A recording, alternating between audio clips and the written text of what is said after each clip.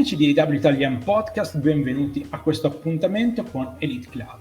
È lunedì e non possiamo lasciarvi da soli, ma questa settimana abbiamo l'onore e il privilegio di avere qui con noi un ospite internazionale, motivo per cui mi farà da supporto anche la nostra Benny e insieme cercheremo di aiutarvi a capire un po' di più, a conoscere un po' di più quello che è il mondo dell'AEW, passando per la prima intervista che faremo noi italiani a un lottatore sotto contratto con la federazione. Quindi permettetemi di passare da ora in poi alla lingua inglese, avrete tutti i sottotitoli in modo tale che potrete capire tutto immediatamente. Quindi da questo momento in poi godetevi questa intervista che abbiamo fatto con un membro del Dark Order. Pronti? Hi John, you are the guest tonight in our Elite Club. Welcome. Thank you. Thanks for having me. It's very nice to have you, and let me introduce and thank my friend Benny because she is very supportive here. So thank you, Benny, for being here. Hello, thanks for having me. So we have, for the first time ever, a wrestler under contract with AEW, and not just a wrestler under contract, but the show stealer of Being the Elite. So thank you very much, because we are very big fans of Being the Elite. So being John Silver is for us like something that we want to have every week, every time we can. So thank you very much. Oh, no problem. Thanks for having me on. So let's speak about you as a wrestler, because we did our job. We went and checked all your career, and we understood that you enjoy wrestling in 2007, so 13 years ago. And we want to ask you, how did you started to be a wrestler, and where your passion come from? So just like most people, I watched it my whole life growing up as a kid.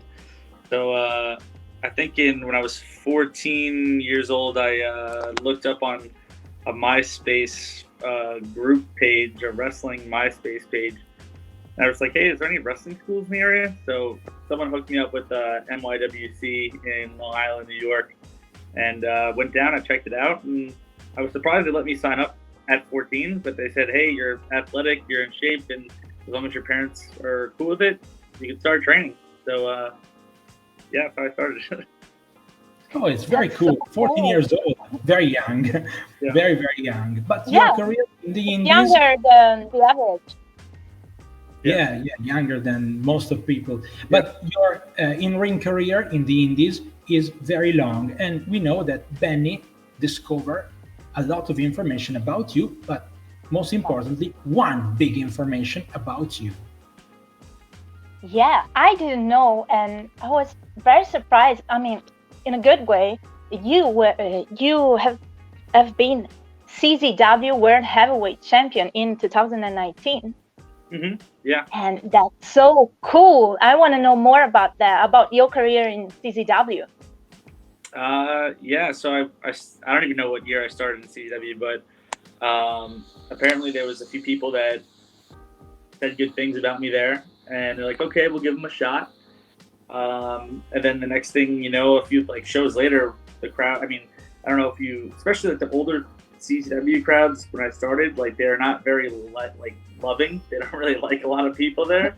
So in a show or two, in maybe 2 or 3 shows, they were going crazy for us, being Alex Reynolds as a tag team. So which was surprising because they don't like most people.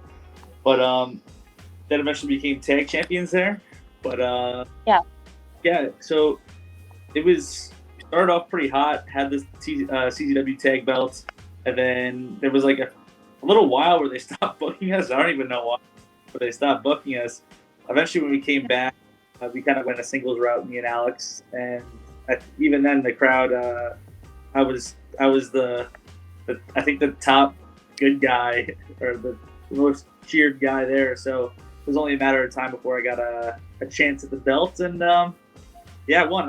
I won not only the CZW World Heavyweight title that night, but I won the best of the best. So it was the winner gets. I did both. a 2-for-1, you know. So it was good night for me.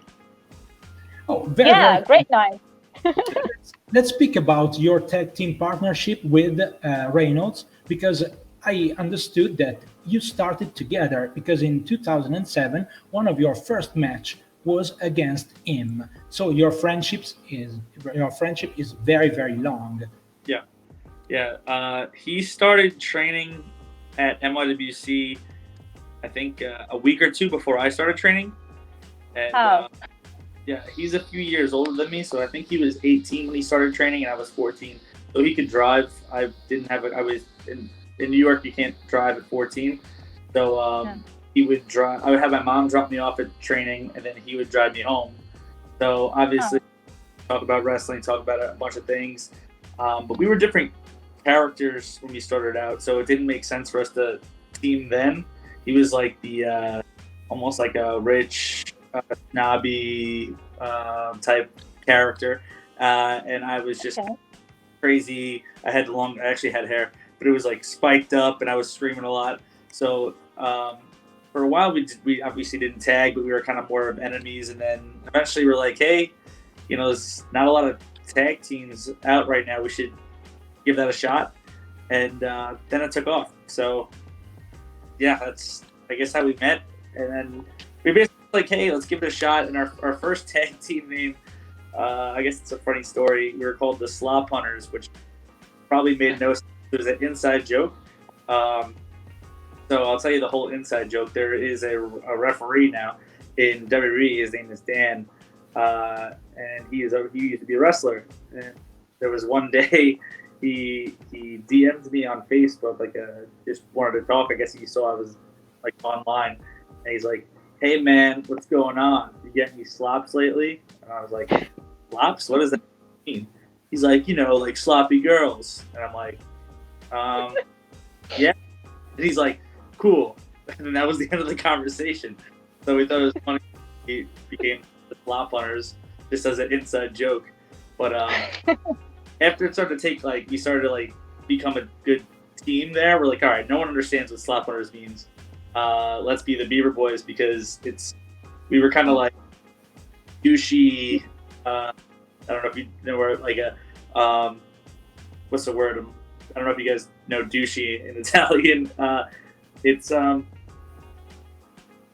I can't think of a word besides douchey, but we were the bad guys basially. So we're trying to act cool, and, like, said we got all the girls, stuff like that was our game.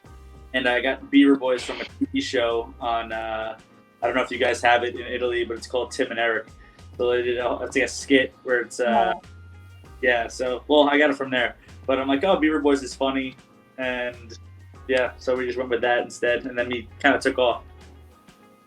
Yeah, it's cool. A very, very cool story, and we are going to use this in one of our shows. We have many shows, many features about AEW, and one of these is Before the Elite, and we speak about the careers of wrestler before becoming an AEW wrestler. So we are going to use it and explain it very, very clear, and it's very cool. Thank you very much for this inside joke.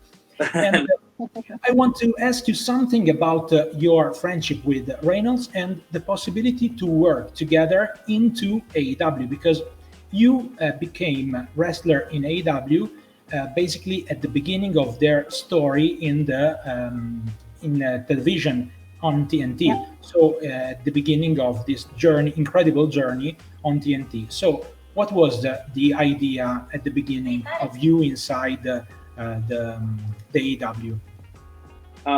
Like what their idea was for us? His idea for us, it was just, hey, which we didn't know at first. We got booked for the show, and we just thought, oh, awesome, we're in, we're good, we got booked, this is great. And then we get there, and it's I think a 1.5-minute match. So it was like, oh, I didn't, not the best news. I mean, we're glad to be there, but we talked to Matt Jackson that day, and he was like, hey, maybe we'll just keep bringing you in and just have you lose all the time in every town.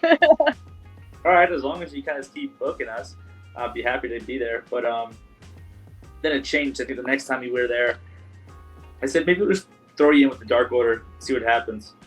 And yeah, they did. So everything Matt Jackson always tells us, and Nick Jackson always has been true. They never lied to us once. So they're great. But yeah, just there was no actual plan for us at first. They were just kind of, hey, you're here. Maybe we can do this with you. And then it's like, maybe we'll just do that. And then it just kind of snowballed with the Dark Order. So, and then eventually became even bigger and bigger and bigger. So that's how we started there. Like there was no like, hey, we're gonna bring these guys in, and we had this great idea. We were just there just for a one-time show, and then they just were like, yeah, we can bring you in again, and we can bring you in again. We'll just put you in this group, and then now it's a full-time deal.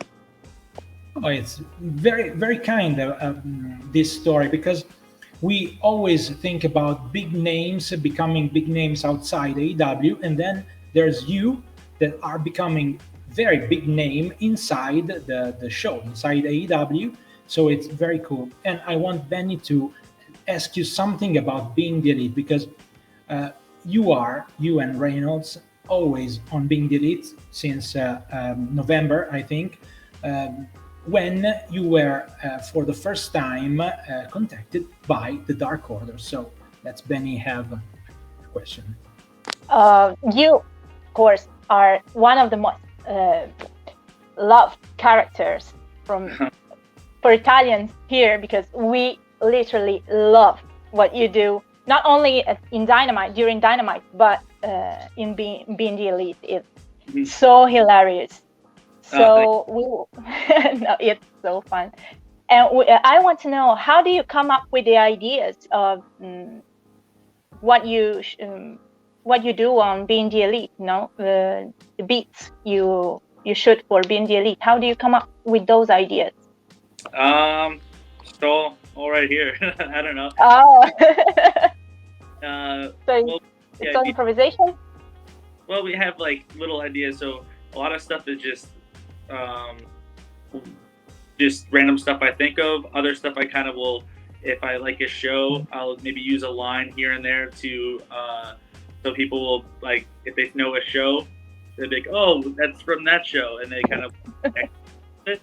But a lot of the actual ideas is, we were told, I think Matt Jackson told Uno about maybe doing like a recruitment thing, and they're like, you know what, how about Johnny and Alex will do that.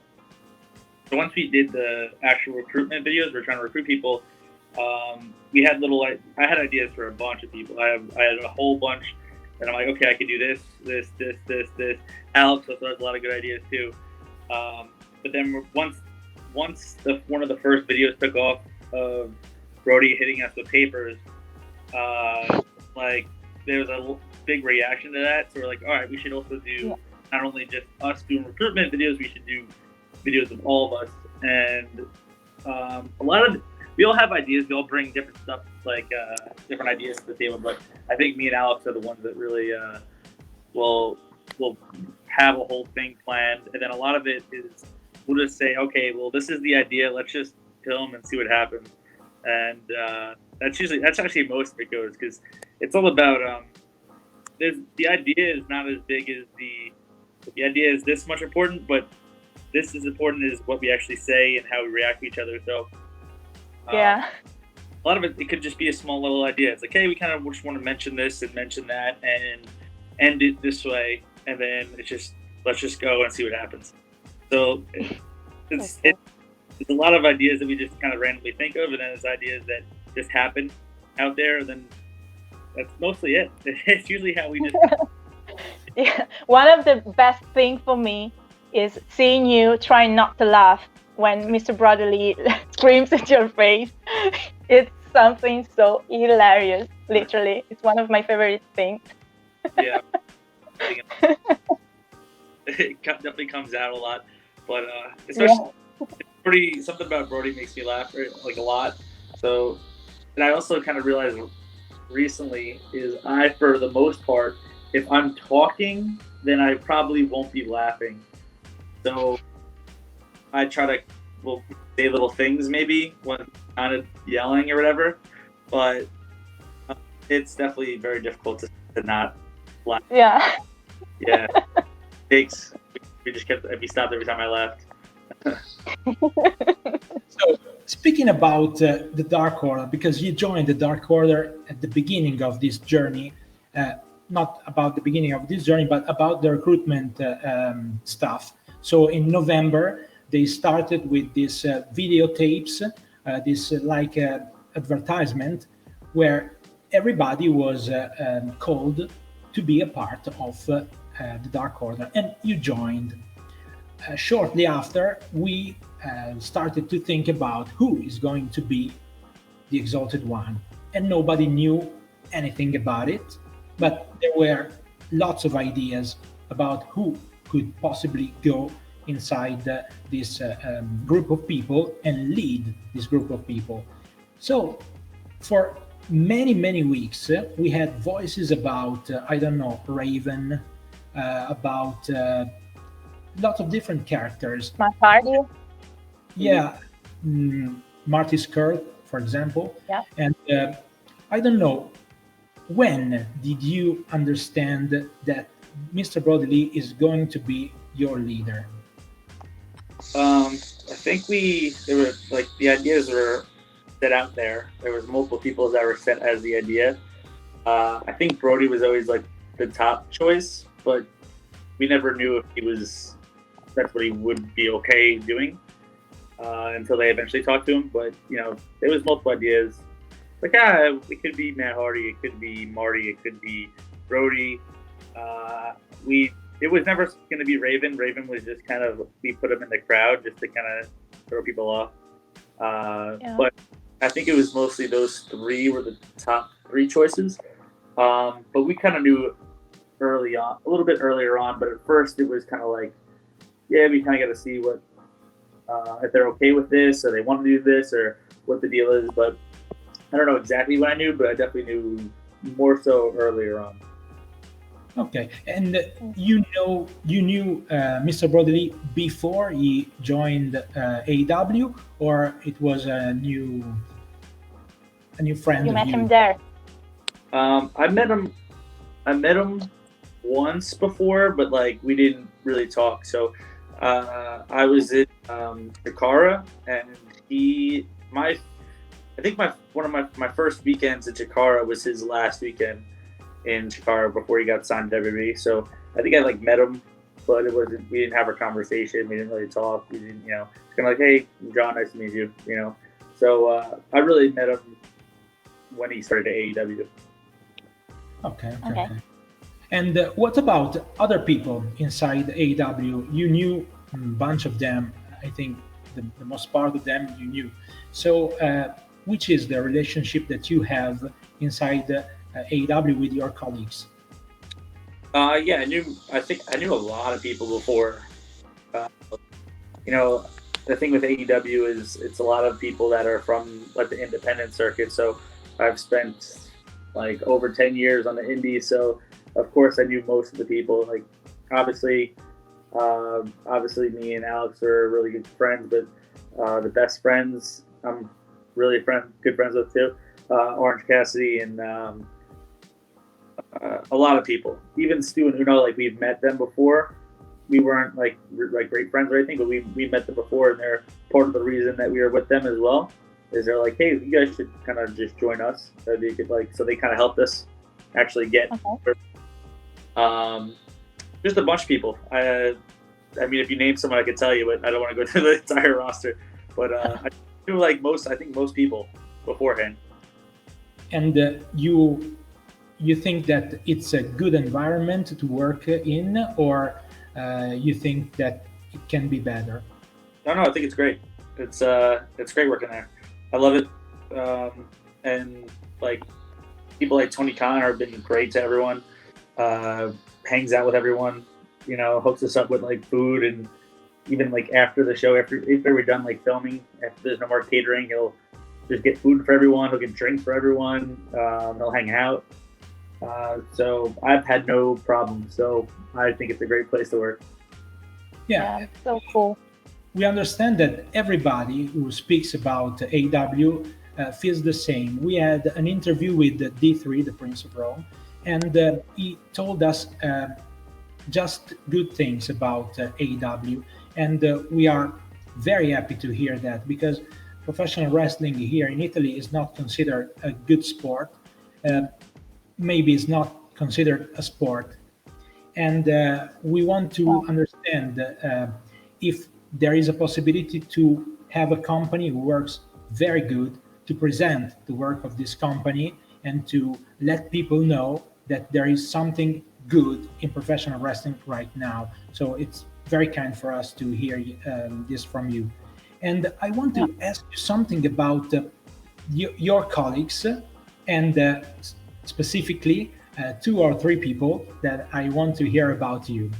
First, your personal relationship with Mr. Brody Lee. So outside the character. Yeah, we get along.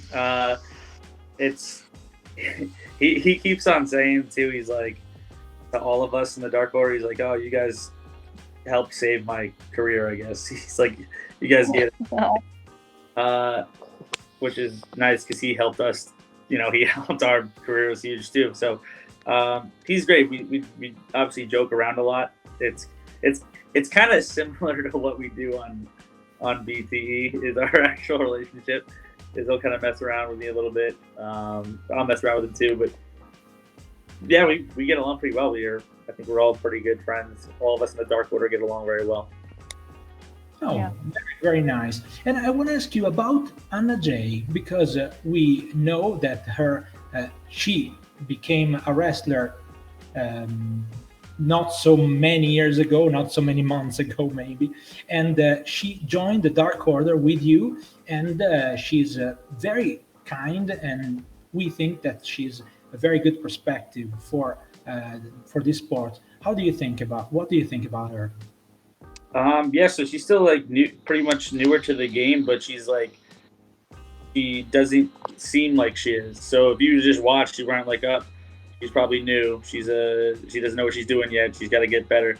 I mean, everyone has to get better, but seems like she's been doing it for years. So she's good, way past what normal people would be, where with her level of training and her level of experience is the word I'm looking for. Yeah. So doing great. She's only going to get better. So yeah, she's doing what she's supposed to be doing, and she's working hard, and she's killing it. So she's doing good. Okay, and last but not least, how about Colt Cabana, and are you going to kill him? I might kill him. I've been thinking about murder for a while, and you watch, actually, well, all the fans watching will probably see it maybe, but the one that dropped today that we're filming, the BTE, I try to kill somebody. So if you haven't watched it yet, but Cabana I've known since I was like 16 maybe, so or 17 maybe around there, because he was in WWE for a little bit, and then he got released, and before I even knew he was released, I was announced to have a match with him. So I wrestled when I was young. I was probably like 17 or 18 actually. So I've known him for a long time. We get along good. But yeah, I've definitely been a long time since I first met him. Okay. Thank you, because those information are very important for me. So you're not going to kill him, okay? And we can be. You gotta watch BT. Yeah, you gotta watch it. Yeah. And what about your idea of your future, you, Reynolds, and maybe the Dark Order? Because since we are watching this, we are thinking about a group of people who is going to be very close for a long time.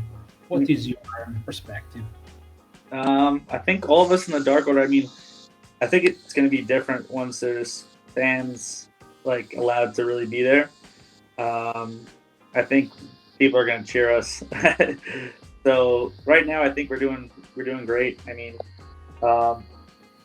Mr. Brody and Cody are feuding right now, which I think is a pretty hot, feud that's going on. But I think eventually the crowd will start to like us because of BTE. But we got to see. We kind of, we don't like to pretend like that we can't hear. We like to hear the audience and hear the people at AEW. So stuff could easily change whenever. If someone goes out and they're getting the biggest reactions of all time, then something might change, or vice versa. We expect someone to get this crazy reaction and they're not getting it. So I think once the crowds they're in, we'll kind of see where we go from there. But obviously we're hoping for big things for all of us. Maybe win the tag belts, maybe more belts, I don't know. Speaking about belts, Benny and I, we watched you in a particular position last week. So Benny, tell him. We saw you holding the TNT title, and we definitely want you to win that title one day, maybe against Brody Lee. Who knows? We'll see. We'll see, and maybe you'll become the Exalted One. The new Exalted Johnson. Yeah, who knows? We want that to happen. We'll see. Brody's got the belt now, so I mean, I don't have any plans to go against him yet, but who knows? We'll see what happens. I can see myself one day, but I don't know how soon it's going to be. We hope that you... Sooner than later. And what about you and your career, your idea of career in other companies? For example, have you ever think about the possibility of going in Japan and wrestle there? Now that I'm in AEW, I really haven't thought of it. I mean, that was definitely something that I would have. I still want to do, even if AEW goes there one day, it would be great. But right now, I'm in with AEW. Unless they say, hey, you can go to Japan and you're fine with it, then maybe. But right now, I'm where I want to be. I'm doing what I want to do, and I mean, I guess you can never say never, but I'm having fun here, and I want to stay here as long as possible. Okay, maybe it's the best choice for everyone, but I think that it's very difficult for a wrestler stay at the top if you don't move yourself into other situations. So when it's possible, maybe you can go and enjoy other kind of wrestling, because in Japan is different from United States. So it's very hard, it's very tough. So maybe I think that you have the skills to go there and do very well in Japan. So it was my idea since the beginning. When I first saw you, I told myself, this is a man who can go in Japan and make lots of stuff. Yeah, I'm confident with myself anywhere. That's one thing I like to do is there's a lot of wrestlers that only like to wrestle like their style, and they only want to do, this is my type of style, my type of match. I think I could do a lot of different styles, a lot of different type of matches. So I try to not switch completely, but kind of switch depending on where I am and what I'm like, where I'm doing, like who I'm wrestling and where I'm at. So there's different companies where it's more of a family crowd. So I'm not going to go out there and, throw each other on our heads and do all these crazy stuff where I don't need to do that. But there's companies that are more like that strong style, or they want to see us hit each other hard, or like some crowds, they want to just they want you to interact with them more. So I like to kind of try to figure out what the crowd is, and then try to base off what I'm going to do that night, or stuff like that on that. You can have the best match ever, but if not the crowd doesn't like it, then who cares, Okay, it's fine. Yeah, it's correct. And speaking about the worst thing possible here in this year, COVID is a very strong situation here. Here in Italy, it was very, very bad at the beginning. Now in the United States, it's not so good. And I want to ask you, how different is wrestling now So now you don't have crowd, you don't have the possibility to hear the reaction. Is it so different? Yeah, it's big. It's a lot different. I don't like crowd. It's hard to get, not only to know what they like if I'm doing something, I can kind of hear how they're reacting and kind of rather keep doing that or switch something up or do like as I'm wrestling.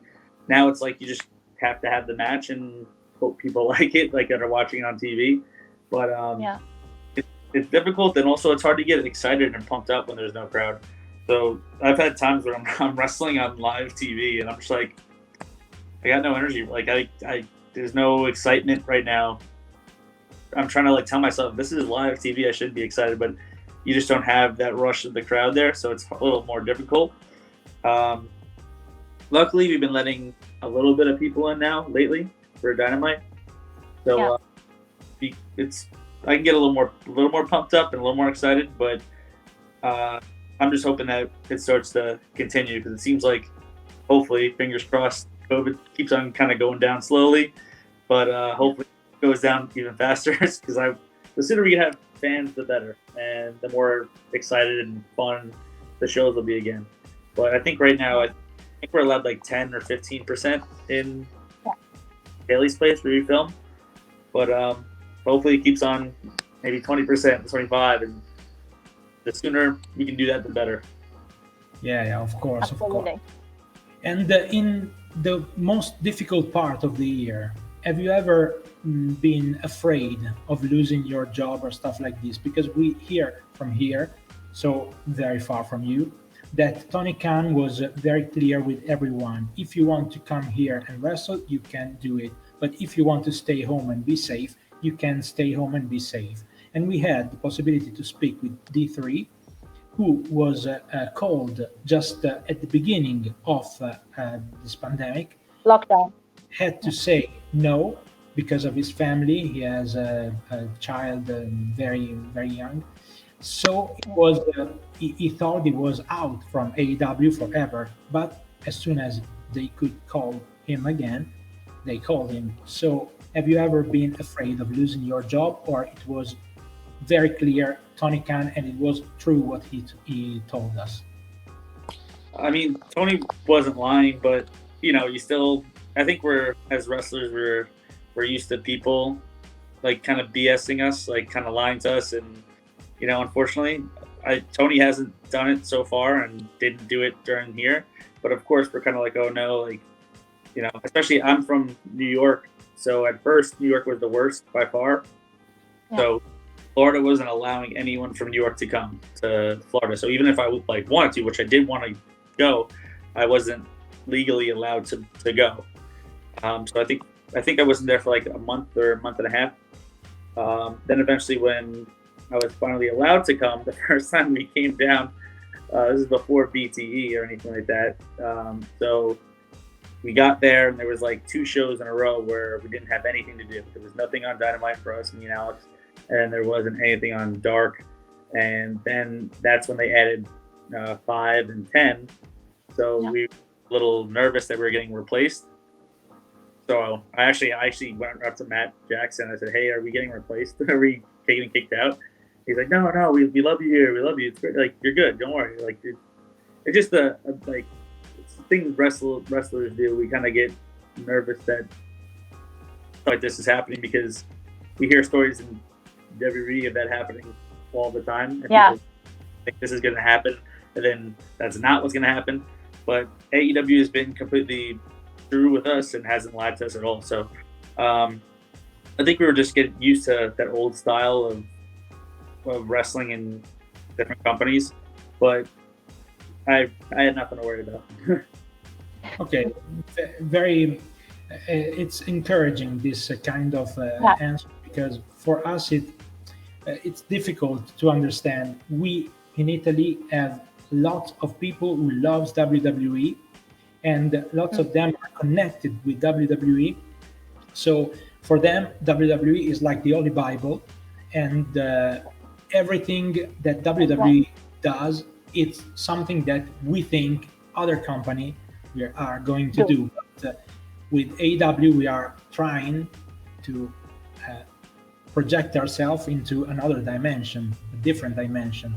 And as far as you are still telling us that this is real, that AEW is different, we are very, very pumped up for this, and it's very kind for us. So, about you and the wrestling history, who is your favorite wrestler of all time, and which one was your favorite tag team?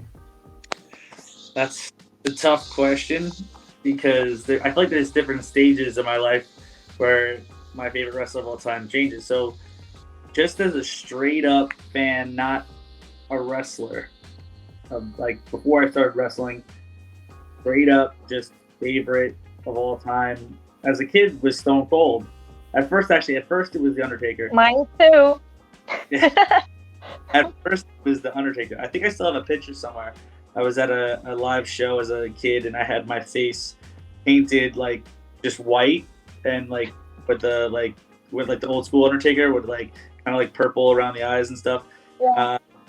Sister had her face painted green. So at first Undertaker was my favorite, but then I kind of moved on to Stone Cold because Stone Cold that's when he started to become like the coolest guy of all time and just doing all the crazy stuff with feuding with Vince and stuff like that.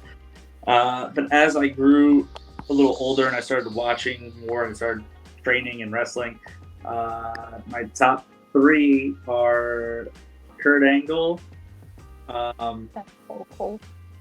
Jericho, and even Chris Benoit were my favorite to watch. And then also Shawn was like fourth, but those three were like the first three. And then like now if I want to watch a match, like Shawn is definitely,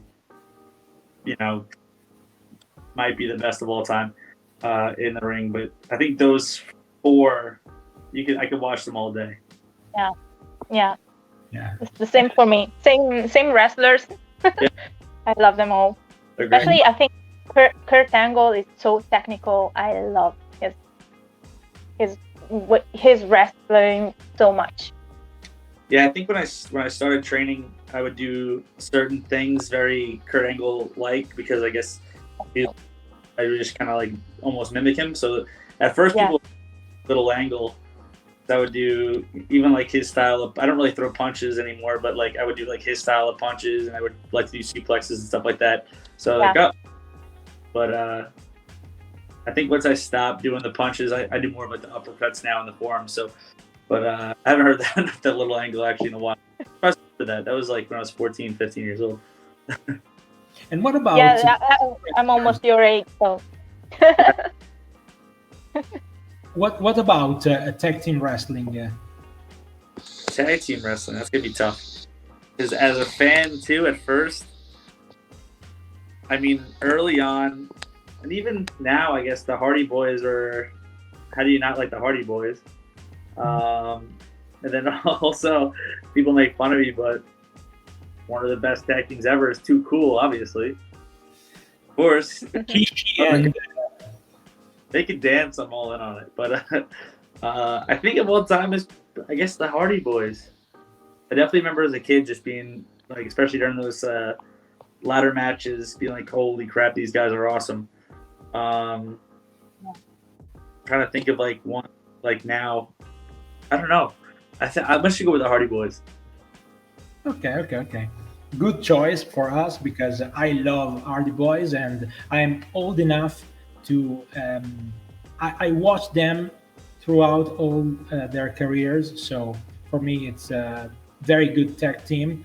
My favorite of all time are, unfortunately he passed away some days ago, Road Warriors. But because when I was young I loved big guys, so they were big, very big, so I loved them very much, and they had the face paint and all the stuff I liked. Yeah, when I was a kid. I think what was it 14 WrestleMania where they it was Stone Cold and Shawn. That was at 14, I think, right? And then, maybe 14. I think it was 14, and then there was like a tag team Battle Royal, I think, or Royal Rumble, and I remember like that's when they like had it was like LOD, like the new version, like they called themselves something like, I don't know, it was like, oh, they're revamped now. I was like, oh my god, this is awesome. So I was definitely a fan of them as well. And about wrestling companies, in the years where there were three big companies like WWF, WCW, and ECW, did you enjoy every one of these company, or did you have one that you prefer? I only watched WWF, really. I think like WWF was always my thing. ECW I always wanted to watch as a kid, but I had no idea how to watch it. I didn't know when it was on. I didn't know how to get to it. Like the internet wasn't as big, or as like you can't just access it like you can now. Like I could just look on my phone and see, or just watch it on my phone. But back then I had no idea how to watch it, so I never really saw it then. And then I wasn't a WCW fan, but every once in a while I would turn it on, and I feel like every time I turn it on, it would be like rather Disco Inferno or Booker T would be wrestling like every single time. So I was like, oh, why are these guys always on? But yeah, so I just never really got too into WCW. I was like, no, WWE's my company. I don't like WCW. That stuff's stupid. Read back then. I watched the three of them, and when I was very, very young, I obviously loved the hardcore wrestling of ECW, but between WCW and WWF, I was a WWF guy, so I understand what you're saying.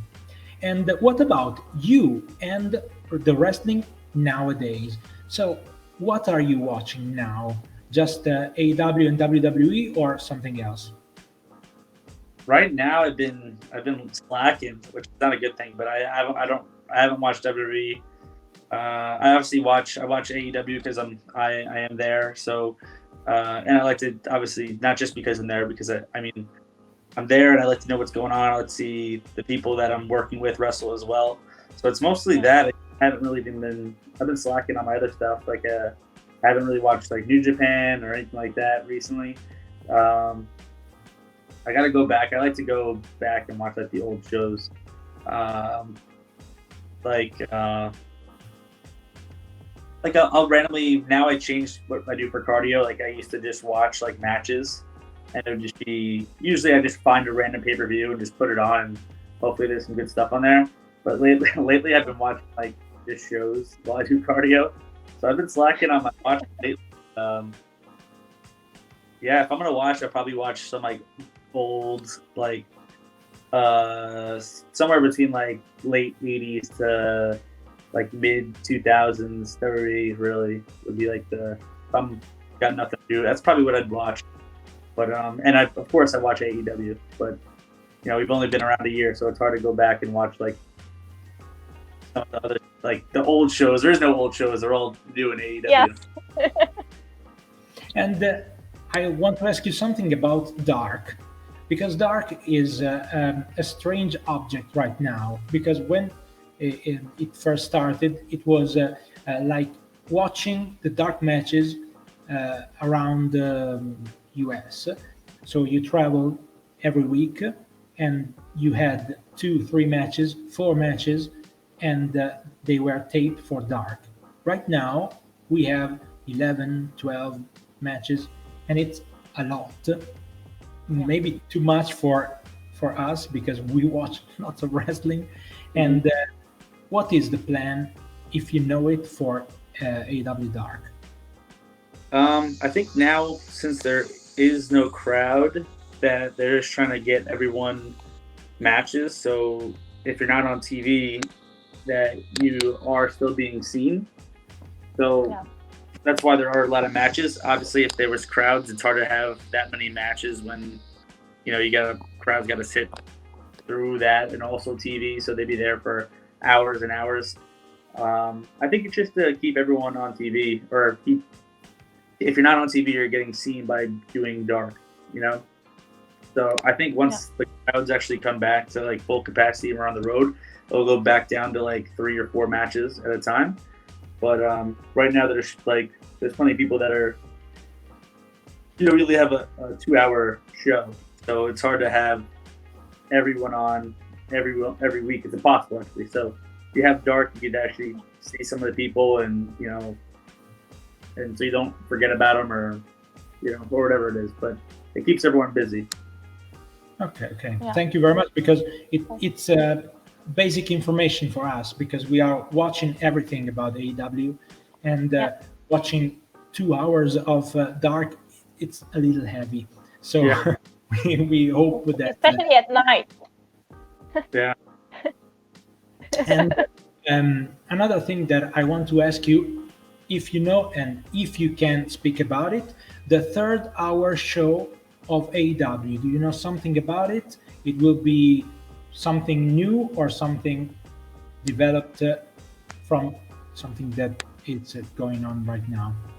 I just don't really know. I think the original plan was it to be on already, but I think COVID maybe slowed it down. Why it's not on TV yet? It's supposed to be all new stuff, so it's not just like, hey, this is from this Dynamite back in June. It's gonna be a whole different. But I don't know when it's gonna be on, and hopefully it's soon.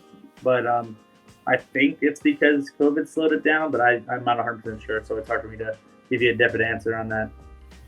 Okay. Thank you very much. It's obvious that I'm asking because I want to know a lot of things, and I don't know anything because we are in Italy and we don't have anything. But Meltzer, who says everything but not this, and I wanted to ask you. So thank you very much for the answer. And the last one of the last question for you: what is your impact with social medias and the fact that we connected with you, for example, thanks to social media and the possibility to speak with your fans and everything else? So my social media, I'm on Instagram and Twitter, and my handle is, every time I have to say my handle, I have to explain it. It's Silver, spelled out, number spelled out, and then just the 1, and that's on both Instagram and Twitter. And then that's really all I have on there. And then also you could always buy my shirts at, actually, I don't know if it's shopaew.com or is it aewshop.com, but it's one of those two. So we got the new recruitment shirts on there. I should have wore it so you can see it. And then we have shirts on Pro Wrestling Tees in the Being the Elite section. We got a few new shirts on there. A Being the Dark Order shirt. We have a Being John Silver shirt. That's the best one. That's the one you want? It's a good one, right? Yeah. We are going to buy it very soon because Pro Wrestling Tees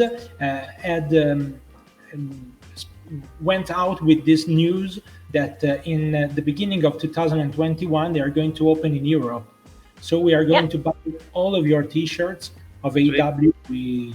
Because right now, if you buy a T-shirt of AEW in Italy, you have to spend lots of money because of shipments, not just shipments, but also taxes. So it's very hard for us and very expensive. But we are taking our time because at the beginning of next year, we are going to buy everything, I think. Everything. All right, sweet. We're ready to join the Dark Order. There you go. Throw it up, though. You gotta throw it up. Oh, yeah. We prepared this in front of my webcam because I don't know where I am. So I for the Dark Order, but I'm ready to join it. There you go. It's a lot to hear. It was very, very nice to have you here. Thank you very much. We appreciate your time and your answers and your kindness. So thank you. Thanks for having me. Thank you so much. It was a great pleasure to have you, Benny, here with us. And obviously, we are going to have another show next week. And the week after, we are going to be here every Monday with Elite Club. We are going to thank you very much again, Mr. John Silver, next leader of the Dark Order and next TNT champion. So thank you. Thank you. No problem. Goodbye, everyone. See you next week. Enjoy the Dark Order.